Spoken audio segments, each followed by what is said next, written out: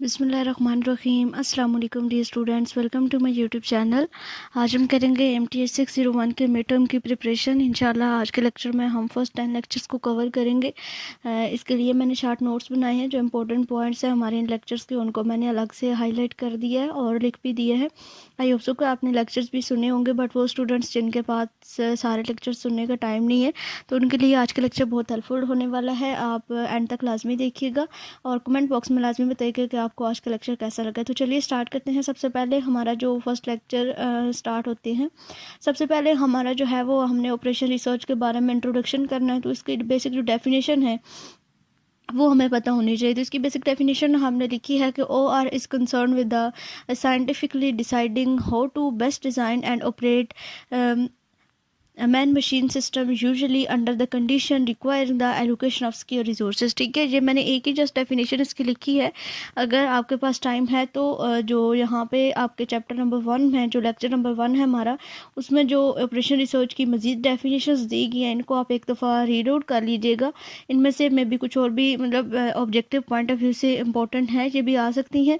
But जो as a short question जो है वो मैंने लिखी है कि व्हाट इज़ ऑपरेशन रिसर्च। तो उसकी जो मतलब बहुत ही अप्रोप्रिएट डेफिनेशन है वो यही है कि मैन मशीन सिस्टम होता है। हम इसमें जो है वो सोचते हैं चीज़ों के बारे में, उनको हम देखते हैं कि किस तरीके से हमने उनको सेट करना है वगैरह वगैरह। जो हमें रिसोर्सेज मुयसर होते हैं, उन रिसोर्सेज के मुताबिक हमने अपने जो काम है उसको कंप्लीट करना होता है और विद इन टाइम पीरियड जो हमें दिया गया होता है, मतलब जो हमने सेट किया गया रखा हुआ होता है, उसी के अंदर हमने करना होता है। और अगर ऑपरेशन रिसर्च की टेक्निक्स हम फॉलो नहीं करेंगे तो देन हमें उस जो हमने काम स्टार्ट किया है उसमें हमें नुकसान भी हो सकता है। उसके बाद आगे चलें तो आगे जो चैप्टर नंबर 1 में आपके बेसिक डेफिनेशंस हैं वो कुछ हैं कि मैनेजमेंट क्या होता है। Management decision making and control, यानी कि इसमें हम डिसीजन मेकिंग करते हैं और कंट्रोल करते हैं जो हमारा काम होता है। अब कंट्रोल में डिफरेंट चीज़ें आ जाती हैं। इसमें मशीन्स का कंट्रोल आ जाता है, इसमें हमारे लेबर्स का कंट्रोल आ जाता है, इसमें हमारी इन्वेस्टमेंट का कंट्रोल आ जाता है और डिफरेंट तरह की मज़ीद जो टेक्निक्स हैं जो भी हमारे एक बिज़नेस में चाहिए होती हैं, वो सारी चीज़ें होती हैं। और decision making is the most important part. तो डिसीजन सबसे पहले हमने बनाना होता है कि हमने कौन सा काम शुरू करना है, उसके बारे में हमारे पास इन्वेस्टमेंट कितनी है और किस तरीके से हम कितनी लेबर्स रखें और कितने लोगों को रखें, हम अपना काम जो है वो कंप्लीट कर सकते हैं। उसके बाद मैनेजमेंट साइंसेस है study of the problem as a abstraction and the application of the resulting theory in the practical situations. यानी कि मैनेजमेंट साइंसेस में क्या होता है कि प्रैक्टिकल सिचुएशंस होती हैं और हम प्रैक्टिकल करके अपनी जो चीज़ें होती हैं उनको देखते हैं कि वाकई जो चीज़ हम बनाना चाह रहे हैं या जिस बारे में हम काम स्टार्ट करना चाह रहे हैं वो वाकई ही वर्केबल है या नहीं है। उसके बाद फंडामेंटल डिसिप्लिन होते हैं इस काम में, वो कौन कौन सी होती है। एक बिहेवियरल साइंस होती है और एक साइंस एंड क्वांटिटेटिव मेथड होते हैं। ठीक है, इनके बिहेवियर साइंस में क्या होता है इसको भी थोड़ा सा हम देख लेते हैं कि ये कौन सी साइंसेस होती हैं। ये तो आपको जो है वो इसका अंदाज़ा तो हो गया होगा कि इसमें जो है वो हमारे पास क्या चीज़ें आती हैं। और अप्रोच में यानी कि ऑब्जर्वेशन होती है, प्रॉब्लम डेफिनेशन होती है, model construction, solution and implementation. ये आपका इम्पोर्टेंट है। OR प्रोसेस की अलग से पॉइंट हैं और OR टेक्निक्स जो हैं वो अलग हैं। ये जो आपकी चारों टेक्निक्स हैं, problem, model construction and solution, ये दोनों पार्ट जो हैं वो आपके OR टेक्निक में आते हैं।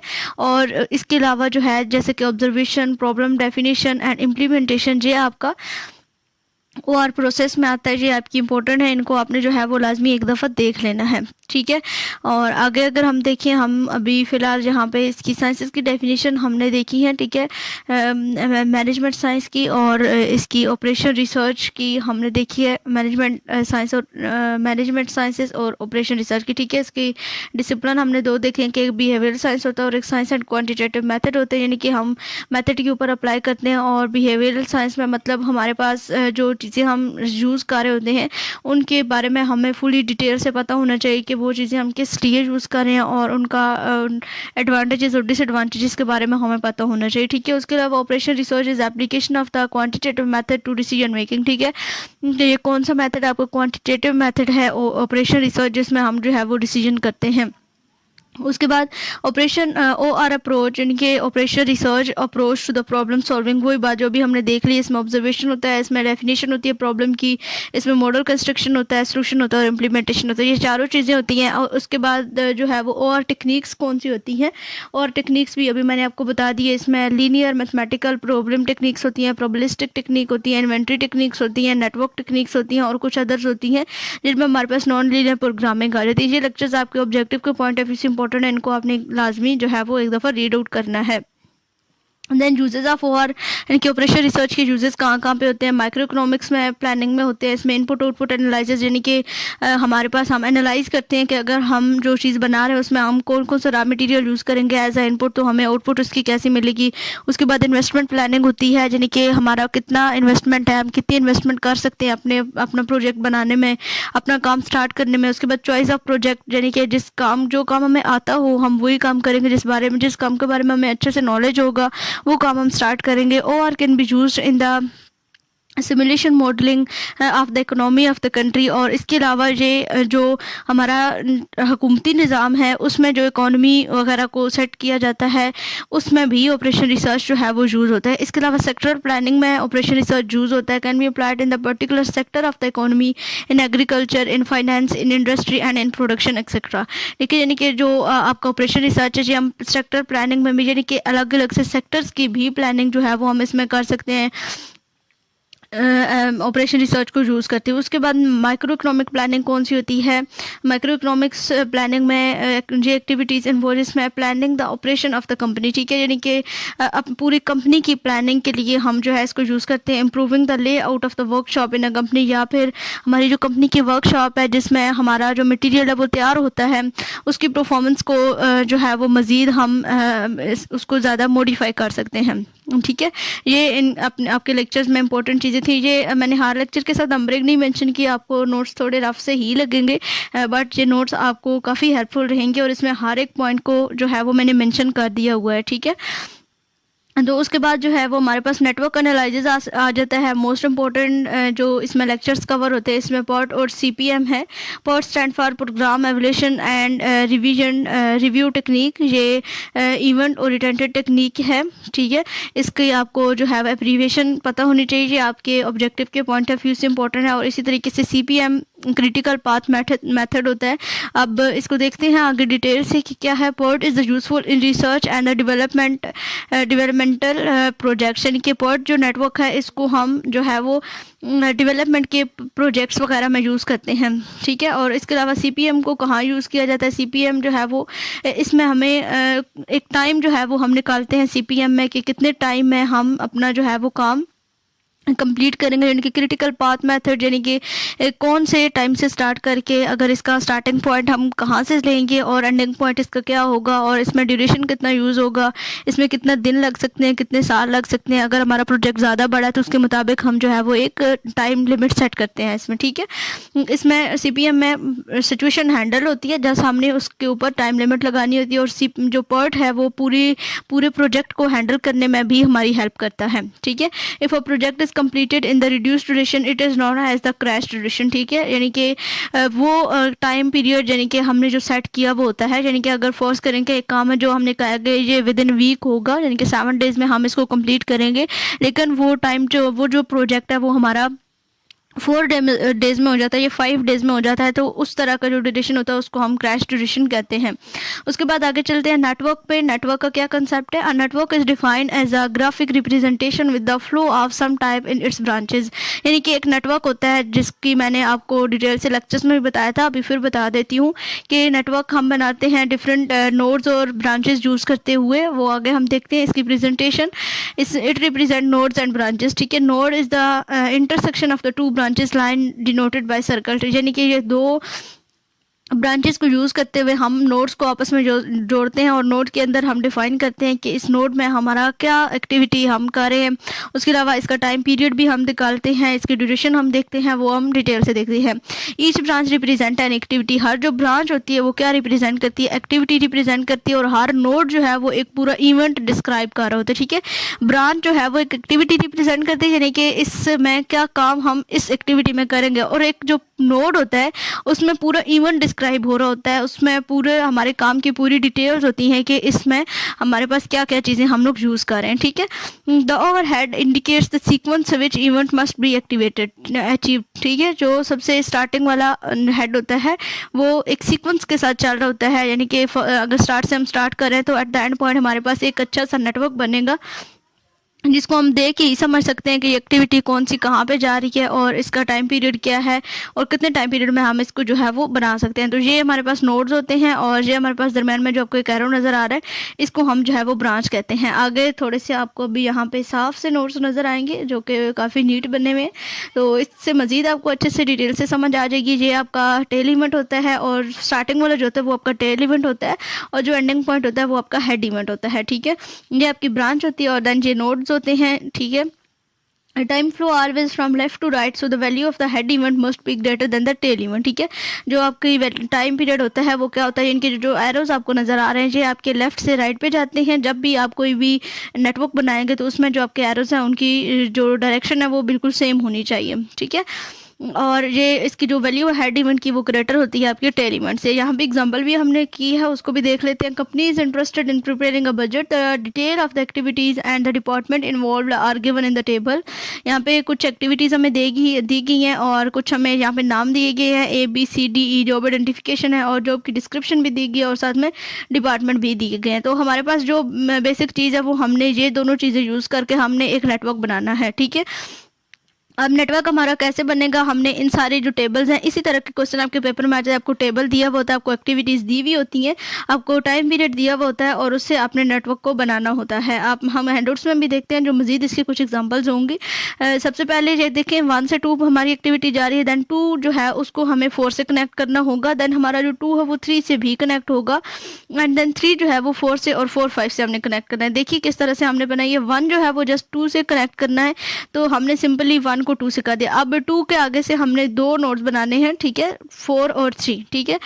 तो हमने 4 को भी 2 से कनेक्ट कर दिया एंड 3 को भी कर दिया। देन इसने बोला कि 3 को हमने 4 से कनेक्ट करना है, तो हमने 3 को 4 से भी कर दिया एंड एट देन 4 5 से हो रहा है, तो ये 4 5 से हो गया। अब देखिए यहाँ पे हमारे पास हम फर्स्ट पॉइंट से लेकर जो लास्ट वाला पॉइंट है इस पे हम कितने तरीकों से आ सकते हैं, 1 2 3 और 4 5 पे जा सकते हैं या फिर 1 2 4 5, ये 2 तरीकों को यूज़ करके हम यहाँ से निकल सकते हैं। उसके बाद कुछ रूल्स हैं नेटवर्क बनाने के। रूल्स क्या होते हैं, each activity is represented by 1 and only 1 arrow, यानी कि हर एक एक्टिविटी में हमें 1 एरो ही यूज़ करते हैं, हम यहाँ पे इसके साथ सेकंड एरो को यूज़ नहीं कर सकते, ठीक है। This mean that no single activity can be represented to a network, और एक एक्टिविटी मतलब 1 2 यहाँ पे हुआ तो 2 पूरे नेटवर्क में, जितना बड़ा नेटवर्क हमारा जो हो जाए उसमें 2 आपको फिर कभी भी कहीं भी किसी भी एक्टिविटी में आप 2 को नहीं लिख सकते। Now 2 activity can be identified by the same and event, ठीक है। और कोई जो 2 एक्टिविटीज़ होती हैं उनका जो लास्ट वाला इवेंट होता है उसको सेम से हम आइडेंटिफाई कर सकते हैं। This mean that there should not be loops in the network, यानी कि लूप्स नहीं होने चाहिए। मतलब ये कि हम पहले आगे जाएंगे फिर उससे वापस आना है, फिर इधर से घूम के हमने इधर जाना है। जो लास्ट इवेंट है वो लास्ट ही रहेगा, उसको हम वापसी मतलब उसका जो एरो है वो हम इस साइड पे नहीं लगा सकते, ठीक है। Time flow from left to right, ये बात हम आगे भी कर चुके हैं। Arrow should not cross each other, मतलब कि जैसे कि हमने ये बनाया तो यहाँ पे हम इधर से कोई एरो नहीं लगा सकते या फिर इसको इसके साथ नहीं जोड़ सकते या फिर इसको यहाँ से इधर यहाँ पे नहीं जोड़ सकते, ठीक है। Every node must have at least 1 activity preceding it and at least 1 activity following it except for the node at the very beginning and at the very last end of the network, ठीक है। यानी कि एक activity जो है वो हर activity की एक पीछे एक्टिविटी होनी चाहिए और एक उसकी आगे एक्टिविटी होनी चाहिए, ठीक है। लेकिन फर्स्ट और लास्ट इवेंट को छोड़ के, जिनका जो फर्स्ट इवेंट होता है उसकी कोई प्रीसीडिंग एक्टिविटी नहीं होती और जो लास्ट इवेंट होता है उसका कोई आगे सक्सेसर नहीं होता, उसको फॉलो करने वाला कोई भी नहीं होता, ठीक है। इस तरह के एमसीक्यूज भी आपके आए थे। डमी एक्टिविटीज़ क्या होती हैं, डमी एक्टिविटीज़ मींस ये कि आपका एक नेटवर्क है, उस नेटवर्क को आपने बनाया। एक तो ये हैं जो आपकी फुल ड्यूरेशन को डिनोट करते हैं, ये एरोस जो आपको नज़र आ रहे हैं। लेकिन कुछ ऐसी एक्टिविटीज़ होती है जिनको हम डॉटेड लाइन से शो करते हैं। कुछ इस तरह की लाइन्स होती हैं जो कि होती नहीं है, लेकिन जस्ट हम अपनी आसानी के लिए, अपने नेटवर्क को समझने के लिए हम डमी एक्टिविटीज़ को क्रिएट करके हम जो है वो इस नेटवर्क को समझ सकते हैं। इनके लिए कोई टाइम पीरियड नहीं होता, इनका कोई ड्यूरेशन नहीं होता है।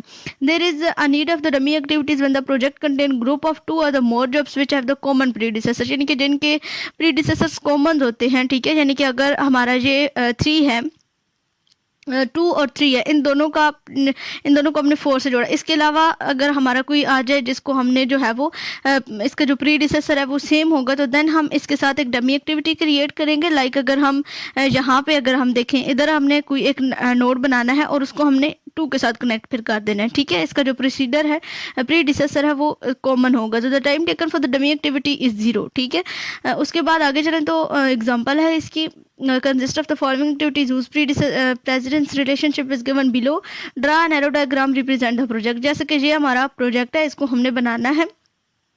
तो यहाँ पे देखिए ए जो है वो बीसी को फॉलो कर रहा है और इसका प्रीडिसेसर जो है वो नहीं है। जैसे कि हमने देखा कि ए से पीछे जो है वो इसका कोई भी नहीं होता है, यानी कि जो फर्स्ट वाला आपका होता है इवेंट, उससे पीछे आपका कोई भी उसका प्रीडिसेसर नहीं होता है। तो वही चीज़ यहाँ पे हमने फॉलो की। इसको जो है ये आपको थोड़ा सा होगा कि किस तरीके से हमें पता चलेगा कि ये हमने ए बी सी क्यों नहीं लिखा, देन आगे पीछे हमने क्यों एलिमेंट्स को लिखा। तो ये चीज़ आपको यहाँ से समझ जाएगी कि इसको फॉलो क्या कर रहा है, इससे आगे क्या लफ्ज़ आना चाहिए, इनके बी के आगे क्या आना चाहिए और बी से पहले क्या आना चाहिए। बी से पहले अभी आपको क्या चाहिए, सी और ए चाहिए, दैट्स वाई हमने यहाँ पे पहले सी को लिख दिया एंड देन हमने बी का नोट बना दिया। इसी तरह से सी के पहले आपको जो है वो क्या चाहिए, ए चाहिए, और सी के बाद आपको ई और बी चाहिए। अब देखिए सी के बाद आपको ई भी चाहिए और बी भी चाहिए, तो ई को हमने यहाँ पे लिख दिया एंड बी को यहाँ पे कनेक्ट कर दिया। और सी से पहले आपको ए चाहिए था, वो भी आपके पास आ गया। देन डी के पहले आपको एफ चाहिए और डी के बाद आपको क्या चाहिए, सॉरी डी के पहले आपको बी चाहिए और डी के बाद आपको एफ चाहिए। तो वही चीज़ हमने जो है वो यहाँ पे बना दी, डी के बाद हमारा एफ आ गया और डी से पहले हमारे पास बी आ जाएगा। आई होप सो कि इस चीज़ की अंडरस्टैंडिंग होगी। अब ये देखें डमी एक्टिविटीज़ क्या है, ठीक है। अब ई जो है वो उसको हमने एफ के साथ, अब ई जो है वो क्या है, इधर से सी के साथ कनेक्ट है और उसके अलावा हमने इसको एफ के साथ कनेक्ट करना है और एफ जो है वो डी के साथ भी कनेक्ट है। तो इस तरह के जब हमारा कंडीशन आती है तो हम फिर यहाँ पे डमी एक्टिविटीज़ को क्रिएट करते हैं। इसी तरह से ये जो जी है इसको अब ये ई के साथ है और इधर से इसको एच भी चाहिए और आई भी चाहिए, तो यहाँ पे हम जो है वो डमी एक्टिविटीज़ को क्रिएट करते हैं इस तरह की सिचुएशंस में, ठीक है। उसके बाद मोस्ट इम्पॉर्टेंट जो टॉपिक है the critical path method. After listing all the activities with their predecessor relationship we have to find the minimum time required for the completion of the entire project. वही बात जो मैंने आपको starting में बताई कि क्रिटिकल पाथ होता क्या है, यानी कि हम क्या करते हैं, हमें एक टाइम पीरियड चाहिए होता है, एक कंप्लीशन का पीरियड चाहिए होता है। हमें पता होना चाहिए कि इतने दिनों में हमें ये काम कंप्लीट करना है, ठीक है। अगर हम उस काम को कंप्लीट करते हैं वेल एंड गुड, अगर उससे पहले कर लेते हैं वो और भी ज़्यादा अच्छा, लेकिन अगर देर होती है तो फिर हमें उसमें नुकसान उठाना पड़ता है। For this we must find the longest path with the sequence of the connected activities through the network. This is called the critical path of the network and its length determine the time for the completion of the project, ठीक है। इसकी example करते हैं। ये देखिए consider the network, हमने यहाँ पे नेटवर्क बनाया 1 2 3 एंड 4। अब यहाँ से हमारे कितने तरीके हैं कि हम एंड नोड तक पहुँच सकते हैं। फर्स्ट से स्टार्ट करना है और एंड नोड पे हमने पूछना है। एक तो 1 3 4 हो सकता है, एक 1 2 3 और 4 हो सकता है, और इनका ड्यूरेशन भी साथ में मेंशन है। इन ड्यूरेशंस को हम ऐड करते हैं, जो ज़्यादा सबसे मतलब लॉन्गेस्ट ड्यूरेशन होती है वो हमारे पास क्रिटिकल पाथ होता है। तो पाथ की डेफिनेशन क्या है, the set of the node connected by the line which begin at the initial node of the network and and at the terminal node, ठीक है। फर्स्ट नोड से स्टार्ट होता है और एंड नोड पे आके ख़त्म हो जाता है, टर्मिनल नोड पे। अब कितने तरीक़ों से हम लास्ट नोड पे पहुंच सकते हैं, 1 3 4 हो सकता है। देखिए 1 3 4 हमने लिख दिया, 5 + 3 = 8 डेज, ये 5 और ये 3 इक्वल टू किसके आ जाएगा, 8 डेज के। 1 2 3 4 हो सकता है, 1 2 3 एंड 4 हो सकता है, ठीक है। वो हमने लिख दिया। इनका ड्यूरेशन क्या है, 6 है 7 है एंड 3 है। वो हमने यहाँ पे 6 7 + 3 ये 16 एंड 1 2 4 1 2 4 यहाँ से हम आ सकते हैं। इनका ड्यूरेशन 6 + 6 हमारे पास 12 आ जाए। अब जो लॉन्गेस्ट टाइम पीरियड है वो हमारे पास होगा critical path. The path connecting the node 1 2 3 and 4 constitute the longest path and his 1 2 3 4 is the critical path and the minimum time period जो हमें रिक्वायर्ड होगा वो क्या होगा, हमारे पास 16 डेज होगा इसको कंप्लीट करने का, ठीक है। उसके बाद कुछ और रूल्स हैं वही जो हमने आगे देख लेंगे हैं, ठीक है। इसमें लूपिंग नहीं होनी चाहिए, इसमें नोड को नोड मार्च होते हैं मैनी टू वन, और ब्रश नोड इसमें होता है 1 to many, ठीक है। और टाइम एक्टिविटीज़ कौन सी होती हैं, इसमें हमने टाइम पीरियड भी हम लोगों ने फाइंड करना होता है। एक दफ़ा इनकी बेसिक चीज़ों को देख लें, फिर हम इसकी जो एग्जांपल्स हैं डिटेल में वो हम लेक्चर्स में भी देखेंगे, अपने हैंडआउट्स में भी उनको मैं आपको थोड़ा सा पॉइंट ऑफ व्यू उसका क्लियर कर दूँगी, ठीक है। तो जो मेन इंपॉर्टेंट पॉइंट्स है वो आपको यहीं से मिलेंगे। अर्लीस्ट स्टार्ट टाइम कौन सा होता है, अर्लीस्ट स्टार्ट टाइम वो होता है जहाँ से हम काम को शुरू करते हैं, ठीक है। Earliest possible time at which an activity can start and is given by the earliest time of the tail event, ठीक है। टेल इवेंट का जो हमारा स्टार्टिंग वाला पॉइंट होता है वहाँ से हम स्टार्ट करते हैं और वो फर्स्ट पॉसिबल टाइम होता है जहाँ से हम उसको शुरू करते हैं, ठीक है। अर्लीस्ट फिनिश टाइम क्या है? Earliest possible time at which an activity can finish and is given by adding the duration time to the earliest start time, यानी कि जो हमारे पास ड्यूरेशन होती है उसमें हम अर्लीस्ट जो हमारा टाइम होता है उसको हम ऐड करते हैं तो हमारे पास अर्लीस्ट फिनिश टाइम आ जाता है। लेटेस्ट फिनिश टाइम कौन सा होता है? Latest finish time of the head event, ठीक है। यानी कि जो हमारा हेड इवेंट होता है, जो हमारा लास्ट इवेंट होता है, उसका जो होता है हमारे पास फिनिश टाइम, यानी कि लेट फिनिश टाइम हमारा होता है जब हम उसको ख़त्म करते हैं तो वो हमारा होता है हेड इवेंट का। उसके बाद स्टार्ट टाइम कौन सा होता है? Latest possible time by which an activity start and is given bye subtracting the duration time for the latest first time finish time, यानी कि जब हम पहले हमारा जो होता है वो हम ये वाला अर्लीस्ट टाइम स्टार्ट निकालना शुरू करते हैं, फर्स्ट इवेंट से स्टार्ट करते हैं और एंड तक जाते हैं। एंड पे जब हमारा अर्लीस्ट फिनिश टाइम हमारा आ जाता है, सॉरी लेटेस्ट फिनिश टाइम हमारा निकल आता है, तो देन हमने जो है वो क्या करना होता है, वो हमने उसको माइनस करना होता है ड्यूरेशन में से और हम लास्ट से फर्स्ट पे आते हैं, तो वहाँ से हमारा लेट स्टार्ट टाइम निकलना स्टार्ट हो जाता है। उसके बाद कुछ नोटेशंस हैं, इनको आप देख लीजिए, ये इंपॉर्टेंट होती हैं, यानी कि मतलब आपकी आसानी के लिए थोड़ी देर के लिए आप इनको याद रखेंगे, देन आपको इनको याद रखने की ज़रूरत नहीं पड़ेगी। जब आप प्रैक्टिस करेंगे नेटवर्क बनाने की तो फिर आपको ये चीज़ें खुद ब खुद समझ आना स्टार्ट हो जाएंगी, ठीक है। Earliest time of tail event क्या है? आई ई से डिनोट इसको हमने किया है। आप यहाँ पे कुछ भी लिख सकते हैं, आप ई आई भी लिख सकते हैं, ठीक है। Earliest time of tail event, ठीक है। उसके बाद latest time of tail event, आप टेल के लिए साथ में आप टी यूज़ कर लें अपनी आसानी के लिए, ठीक है। जिस तरीके से आपको आसानी से याद होता है, जिस तरीके से आप अपने माइंड में फिक्स कर सकते हैं एक चीज़ को, उस तरह से किया करें। ज़रूरी नहीं कि जो हमारे बुक में लिखा हो वही हमने उठा के अपने पेपर में लिख देना है। चीज़ होती है वो जिसका कंसेप्ट आपको क्लियर हो और उसके अलावा आपको उसको करने का तरीका पता हो। तो earliest time of the tail event के लिए आप ई टी यूज़ कर लें, latest time of tail event के लिए आप एल टी यूज़ कर लें, earliest time of head event के लिए आप ई एच यूज़ कर लें and latest time of head event के लिए आप एल एच यूज़ कर लें। इस तरीके से आपको हिंट मिल जाएगी कि एच ई टी का क्या मतलब है earliest time of tail event, L T का क्या मतलब है latest time of tail event, और अर्लीस्ट टाइम ऑफ इसका ई एच का क्या मतलब है earliest time of head event, H for head and U for earliest, L H का क्या मतलब है मीन्स के लेटेस्ट टाइम ऑफ आपका हेड इवेंट का आ जाएगा, ठीक है। अब इनको हम देखते हैं कि इनको हम फाइंड कैसे करते हैं। यहाँ पे हमारे पास एक हमने नेटवर्क बनाया है। अब हमारे पास जो है वो ड्यूरेशंस है 1 2 3 7 एंड 8 और 11। ये हमारे पास जो प्रोजेक्ट दिया गया है 1 है, 2 है, 3 है, 7 है, 8 है और 11 है। इनके जो ड्यूरेशंस है वो भी हमने लिख ली है 0 16 20 एंड 7 जो है वो हमारे पास कैसे आ रहा है, ये देखिए 7 पे जब हम गए तो ये 1 से 2 3 तक जा रहा है एंड 3 हमें जो है वो 7 से कनेक्ट कर रहा है, तो 20 + 15 आ जाएगा हमारे पास इसका 35। और जब 8 पे हम गए तो 8 कहाँ से कनेक्ट हो रहा है, 8 में हमारे पास 7 भी कनेक्ट हो रहा है, ठीक है। 8 हमारे पास यहाँ से 15 से आ रहा है, 2 वाली जो इसका एरो है इससे भी ये कनेक्ट हो रहा है, तो हम इसको लिख सकते हैं, यानी कि 1 से इधर से स्टार्ट से देखें 1 2 से जा रहा है, 2 आपका 8 के साथ कनेक्ट हो रहा है, तो हम लिख सकते हैं 16 प्लस उसके अलावा 15, ठीक है। इस तरह से हम जा सकते हैं 8 के ऊपर। उसके अलावा हम 20 + 10 मतलब कि 1 3 8 हमारे पास आ रहा है, तो हम 20 + 10 करके इसकी ड्यूरेशन ले सकते हैं, या फिर अगर लॉन्गेस्ट पीरियड को देखा जाए तो 20 + 15 + 3, ठीक है। यानी कि 1 3 7 8 पे हम जा सकते हैं, तो 20 + 15 + 3 = 38। ये हम इसका ड्यूरेशन फाइंड करें। देन 11 जो है उसका हमारे पास एक तो जस्ट 1 से 11 पे हम 30 आ सकता है हमारा, देन 35 + 16 हम इसको कर सकते हैं, ये हमारा आ सकता है। देन उसके अलावा 38 + 12 हमारे पास यहाँ पे आ सकता है। जो हमने ये इनकी वैल्यूज़ को फाइंड किया ना, 8 की वैल्यू हमारे पास क्या आई 38 आई है, और उसके अलावा 12 हमारे पास यहाँ पे आ जाएगा। जहाँ पे 7 से हम अगर 11 पे हैं तो 35 + 16 35 7 का जो हमारा आंसर आया था वो, एंड 16 हमारी ये इसकी ड्यूरेशन है वो हम यहाँ पे इसके साथ लिख सकते हैं, ठीक है। ये इसकी ड्यूरेशन फाइंड इस तरीके से हम कर सकते हैं। डिफरेंट तरह से हम फर्स्ट इवेंट से लेके आप टर्मिनल इवेंट तक पहुँच सकते हैं। उसके अलावा आगे चलें तो स्लैक और फ्लोट एक दफ़ा हम देख लेते हैं कि ये earliest start time earliest finish time इनका क्या कंसेप्ट और इनको हम किस तरीके से फाइंड करते हैं। हम अपने हैंडआउट्स पे आ जाते हैं। यहाँ पे हमारे पास इनको फाइंड करने का जो तरीका है वो हम देखते हैं। डमी एक्टिविटीज़ वाला आपको आई होप सो के समझ आ गया होगा। अगर कोई भी कन्फ्यूजन हो तो आप व्हाट्सएप ग्रुप ज्वाइन कीजिए। ये डिफरेंट तरह के ये आपको देखिए नेटवर्क दिए गए हैं, आप इनको बनाइए। आपका देखिए यहाँ पे आपको टेबल दिए गए, जैसे कि मैंने आपको बताया कि इसी तरह से आपको टेबल दिया जाता है। फिर आपने खुद उस चीज़ का अंदाज़ा लगाना होता है कि आप टेबल किस तरीके से कंस्टिट्यूट करेंगे, कौन सी एक्टिविटी को किस एक्टिविटी के साथ जोड़ना है।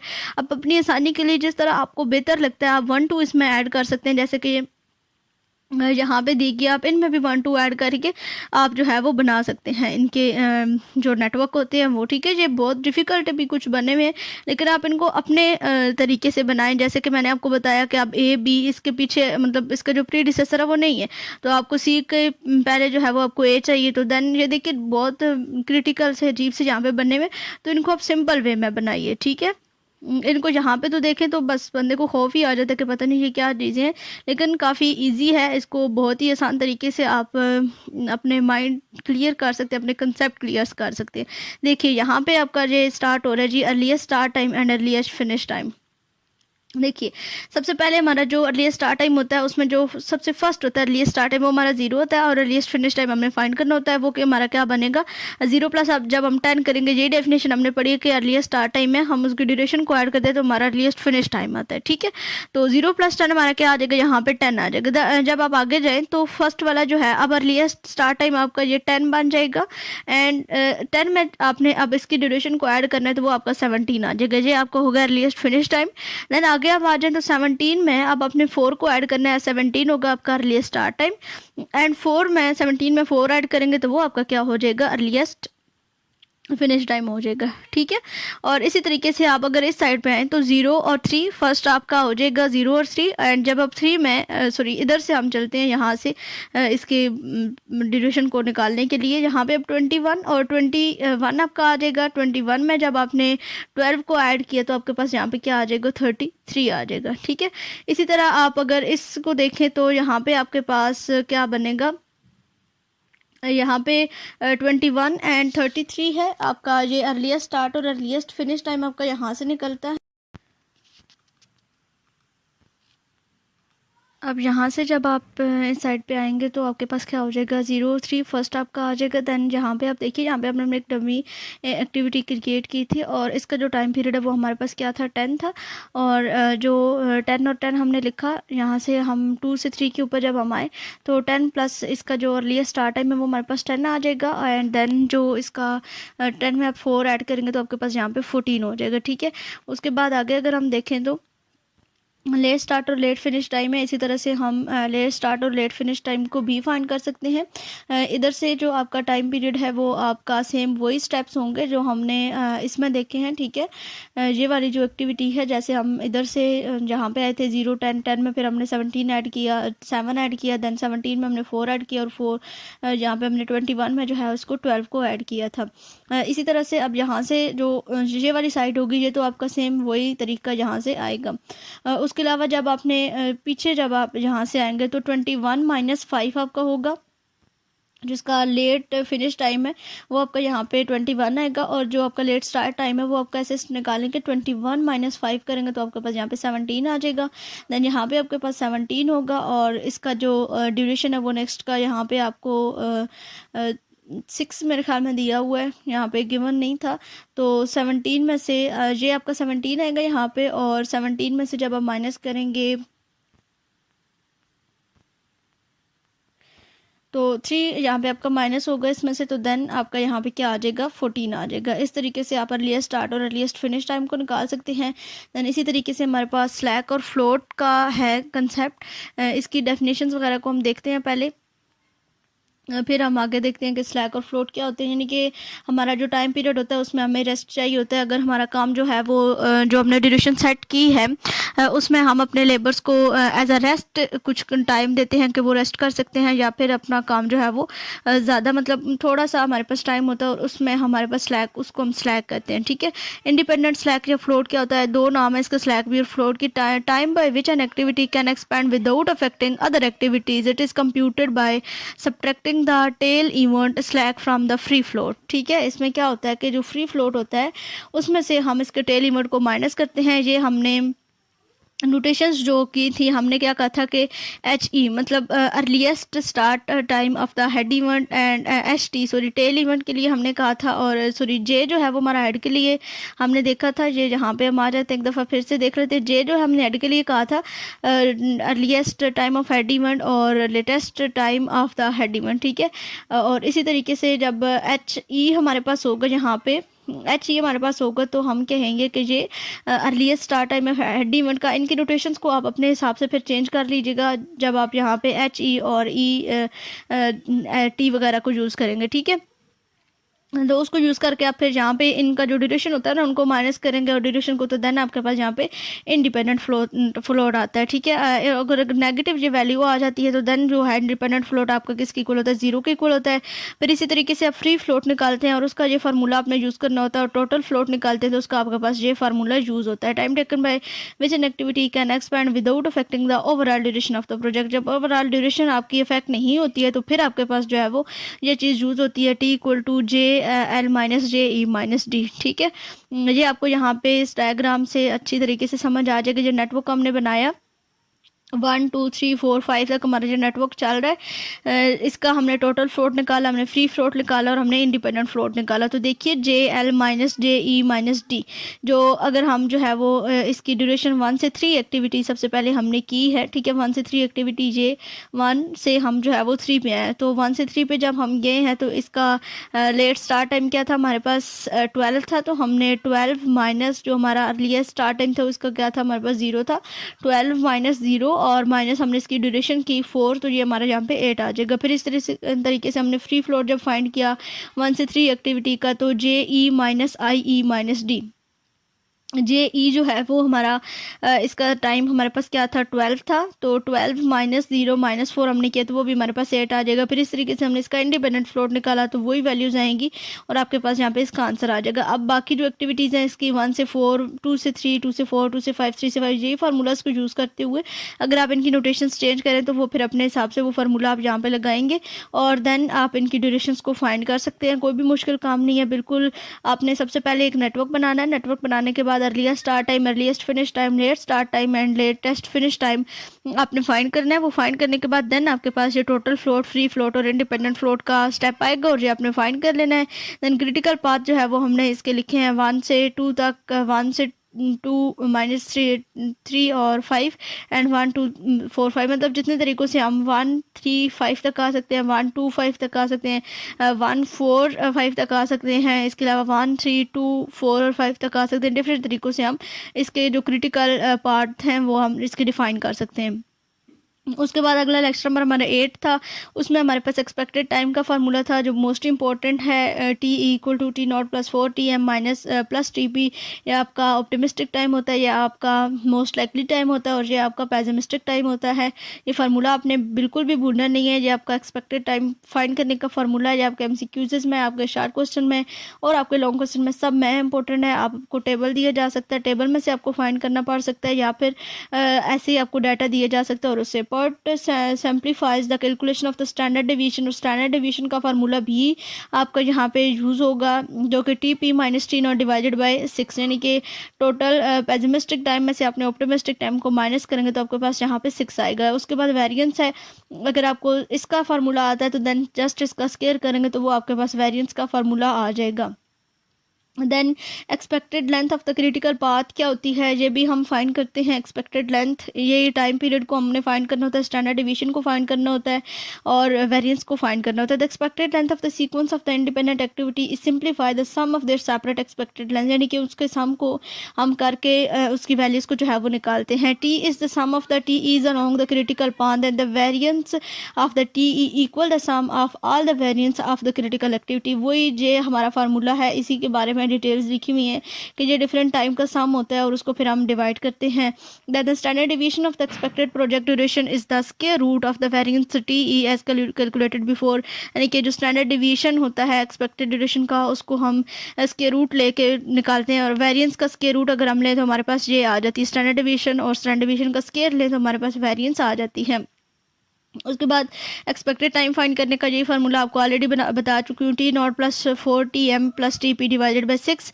इस तरीके से आपको ड्यूरेशन दी जाएंगे। यहाँ पे छोटी सी एग्जांपल एक मैंने लिखी है कि 1 से 2 एक्टिविटी तक आप आएँ तो ये आपके पास टाइम पीरियड दिया हुआ होगा, T0 फर्स्ट वाला T0 then TM and TP। Simply आपने इस फार्मूले में इसको पुट करना है तो आपके पास एक्सपेक्टेड टाइम आ जाएगा।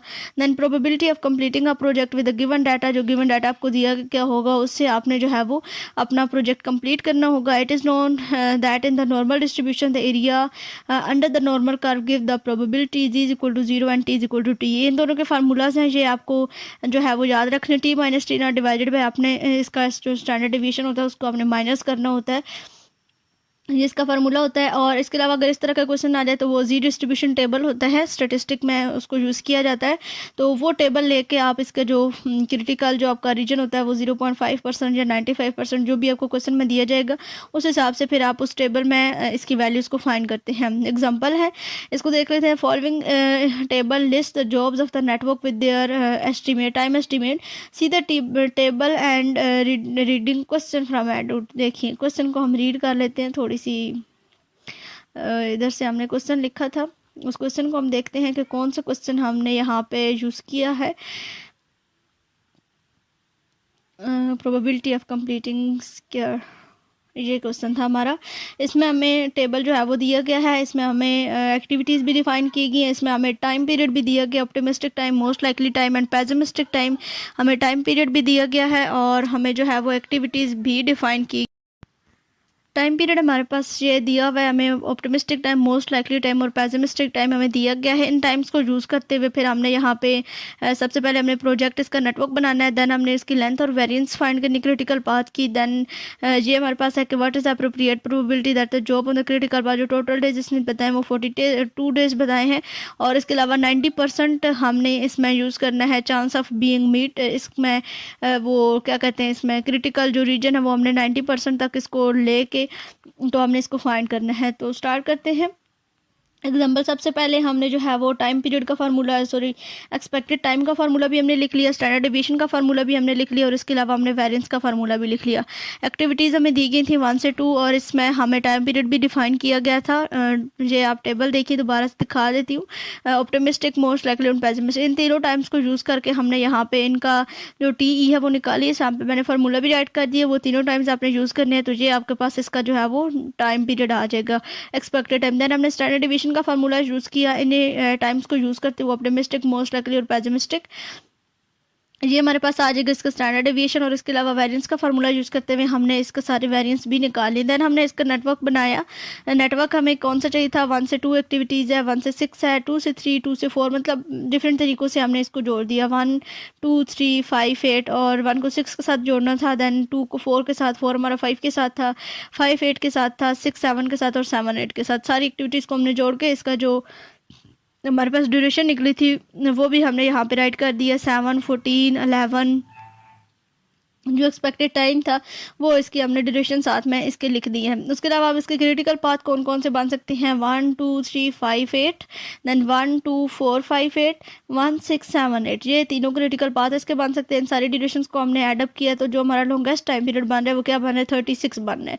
तो 1 2 3 5 8 is the longest path and the critical path भी हमारा यही होगा। तो एक्सपेक्टेड जो लेंथ है वो हमारे पास कितनी निकली है, 36 डेज निकली है।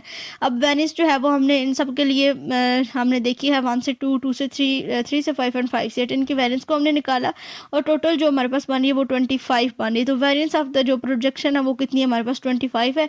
अब इसकी हमने स्टैंडर्ड डेविएशन निकाली तो स्टैंडर्ड डेविएशन का फार्मूला हमारे पास यहाँ पे दिया हुआ था। आई थिंक कि मैं उसको हाईलाइट, ये है हमारे पास स्टैंडर्ड डेविएशन का जो हमारे पास वेरिएंस आती है उसका हम अंडर रूट लेते हैं तो हमारे पास स्टैंडर्ड डेविएशन है। तो वेरिएंस हमारे पास ये थी, हमने इसको एडअप किया तो हमारे पास ये वेरिएंस बनी है। तो इसको जब हमने अंडर रूट लिया तो हमारे पास 5 डेज आ जाएगी। अब जो हमें दिया गया था वो कितने थे, हमारे पास 42 डेज दिए गए थे।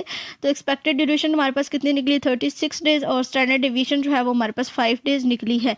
तो जो हमें पास दिया गया था उसमें से हमने एक्सपेक्टेड ड्यूरेशन को माइनस करके डिवाइडेड बाई हमने स्टैंडर्ड डेविएशन करना है। ये हमने फार्मूला देखा था जी डिस्ट्रीब्यूशन का, T minus T divided by SD। तो टोटल हमें जो डेज़ दिए गए थे वो 42 डेज़ थे, और माइनस हमने जो निकाले वो हमारे 36 डेज़ आए हैं, एंड डिवाइडेड बाय हमारे पास क्या आ गया, यहाँ पे 5 आ गया। और जब इसको हमने सॉल्व अप किया तो ये हमारे पास 1.2 आ गया। अब the area under the normal का फॉर z इक्वल टू 1.2 0.3849, ये जो आपकी वैल्यू है ये आपकी उस टेबल से निकाली गई जो आपका स्टेटिस्टिकल टेबल होता है। उसके बाद इसकी प्रोबेबिलिटी है कंप्लीटिंग प्रोजेक्ट इन 42 डेज़ में। इनको हमने ऐड अप कर लिया। एडअप करने के बाद जो हमारे पास आंसर बना वो क्या बना, 88.49% हमारे पास बन गया। ये हमारी एग्जांपल थी। आई होप सो कि इसकी आपको अच्छे तरीके से समझ आ गई होगी। देन उसके अलावा अगला जो टॉपिक है उसमें रिसोर्स शेड्यूलिंग एंड नेटवर्क है। इसमें कुछ डेफिनेशंस हैं, इसमें ह्यूरिस्टिक की डेफिनेशन है, इसमें guide the method of reducing the research in the problem solving situation, यानी कि हम रिसर्च को कम से कम करते हैं और हमारे पास जो टाइम पीरियड होता है उसमें हम उसको खुद से मतलब उसको एज्यूम करते हैं और उसके सोल्यूशंस को निकालने की हम जो है वो कोशिश करते हैं इसमें, ठीक है। A different number of the different heuristic programs for scheduling the project with the limited resources have been developed recently. These program are classified in any of it two. Resource levelling program होता है और resource allocation programme होता है। मतलब हम resources को मद्देनजर रखते हुए हम अपने जो प्रोजेक्ट होता है उसको डिफाइन करते हैं, उसके बारे में डिटेल्स हम जो है वो लिखते हैं। और इसके अलावा जो रिसोर्स एलोकेशन होता है उसमें हम एलोकेट करते हैं कि हमें मशीनरी कौन सी चाहिए और इस मशीनरी के लिए हमें कौन सा इसका मैकेनिक चाहिए, उसको ठीक करने के लिए, उसकी मशीनरी में अगर कोई भी इशू आ जाता है उसके लिए, या फिर डिफरेंट मतलब हम किस तरीके से उसको रख सकते हैं। और इसके अलावा यहाँ पे रिसोर्स एलोकेशन के कुछ पॉइंट है। यहाँ पे resource in the resources are to be allocated in the order of the time start on the first day and schedule all the possible. मतलब इसमें हम ऑर्डर में एक में डिफाइन कर देते हैं कि हमें कौन सी जॉब कौन सी चाहिए और मतलब किस टाइम में चाहिए और कितने दिनों में हमारा काम जो है वो कंप्लीट होना चाहिए। मतलब ये है कि इसमें हम क्या करते हैं, एक चीज़ की हम उसको शेड्यूल बना देते हैं, एक शेड्यूल के मुताबिक हम अपने काम को करते हैं। तो ये था हमारा आज का लेक्चर। आई होप सो कि ये 10 लेक्चर्स आपको अच्छे तरीके से समझ आ गए होंगे। अगर इन 10 लेक्चर्स में कोई भी चीज़ आपको समझ ना आ रही हो या मेरी कोई भी मिस्टेक हो तो आप काइंडली उसको हाईलाइट किया करें। आप लाजमी बताइएगा कमेंट बॉक्स में कि आपको आज का लेक्चर कैसा लगा है।